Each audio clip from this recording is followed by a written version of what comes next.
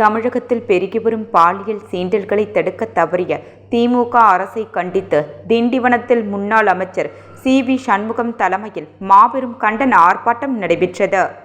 விழுப்புரம் மாவட்டம் திண்டிவனம் காந்தி சிலை அருகே தமிழகத்தில் பெருகி வரும் பாலியல் சீண்டல், போதைப்பொருள் நடமாட்டம், சட்ட ஒழுங்கு சீர்கேடு உள்ளிட்டவற்றை கட்டுப்படுத்த தவறிய திமுக அரசை கண்டித்து விழுப்புரம் மாவட்ட அதிமுக மற்றும் விழுப்புரம் மாவட்ட மகளிரணி சார்பில் மாபெரும் கண்டன ஆர்ப்பாட்டம் முன்னாள் அமைச்சரும் விழுப்புரம் மாவட்ட கழக செயலாளர் சி.வி. சண்முகம் எம்பி தலைமையில் நடைபெற்றது.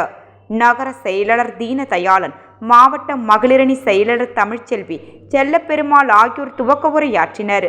மேலும் இதில் திண்டிவனம் சட்டமன்ற உறுப்பினர் அர்ஜுனன், வானூர் சட்டமன்ற உறுப்பினர் சங்கரபாணி, கழக அமைப்பு செயலர் செஞ்சி ராமச்சந்திரன், மாநில நிர்வாகிகள் பாலசுந்தரம், ஏழுமலை சிவன், மாவட்ட நிர்வாகிகள் கண்ணன், வெங்கடேசன், ஆனந்தி, அண்ணாதுரை, நாகம்மாள், மல்லிகா ஆகிய ஏராளமானோர் கலந்து கொண்டனர்.